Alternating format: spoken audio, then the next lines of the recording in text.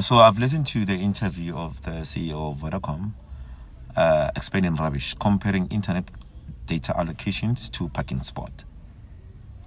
Okarole great and you are a CEO. You're not giving the clearest intellectual explanation of how did MTN found itself in that specific position, especially and Vodacom as well. Cell C is a lead player in this field. While as an network engineer, MTN used to own signal towers before. Signal towers by MTN were red and white, if you could remember. And specifically in the Western Cape, I personally know these guys. These guys they own all towers hosting MTN location, MTN signal in the whole of Western Cape. They personally own them. Fine. Vodacom and Cell C and MTN, these guys combined together and said, guys, internet data pipeline is expensive. How do we actually get these things together and try to save money? These guys approach an international company that actually provides internet to the rest of South Africa and said, you know what, if you give us our internet pipeline and you guys host us in there, then we can actually share the connection and then share amongst each other, right? And the company said, no problem, we'll do that. Now, this one is you get ocean internet cabling. Now, MTN, Cell C, and Vodacom share internet cabling. The clause is international companies cannot come in South Africa and start their businesses, same as the existing businesses in South Africa.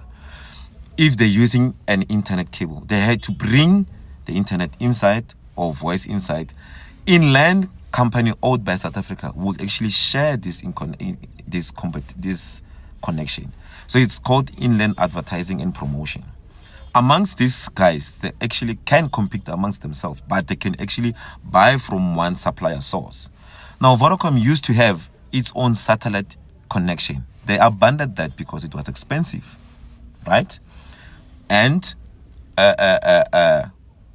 landline ocean internet connection was profitable then, and it didn't lose signal connection. Now, it makes sense to abandon satellite and to go to ocean internet cable because it's cheap and we can share one big pipeline. Instead of one company buying 100 million worth of data for one pipelining for 12 months, the people can actually save until 43 million and share amongst each other one big internet cabling pipeline, and then they can spread amongst themselves. That's one mistake they did. Now, once they have all their connection onto one internet pipeline, the deal changes after 5 years and said, you guys, you need to pay us. We'll have to increase our fees because ocean internet maintenance is expensive because sharks and what that can disturb these things. Now, their problem is they have a annual increase of internet by 7%. Remember, now these guys are paying an annual increase of 7% to share internet. These guys also have internet also to sell to each other. Now, the problem is Vodacom has about 600 million of contracts, people paying contract. They need to sell these things because of having contracts is expensive. Now, when they approach MTN, you guys have made a lot of money this coming period. Can we sell our contract to you guys? Then they'll say, okay, no problem, sell it to us. Now, people who actually have contracts with Vodacom, they've been sold to Cell C. Then Cell C puts these people under their network and they own it.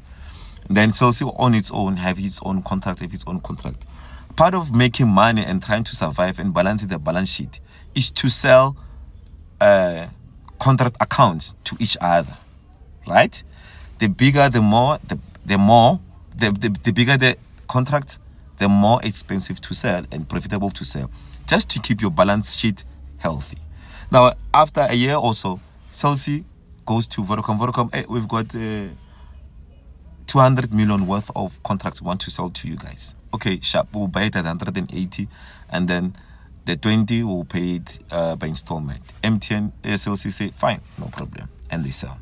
That's the part of business of how these guys actually survive, by selling contracts.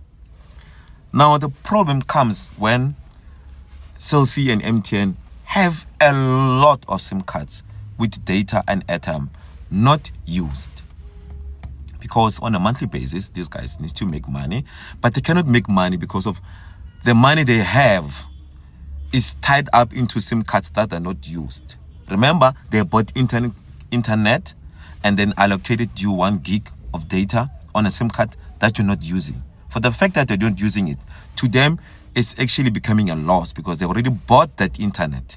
They're supposed to make money from you, spending it and coming back for more. That makes sense.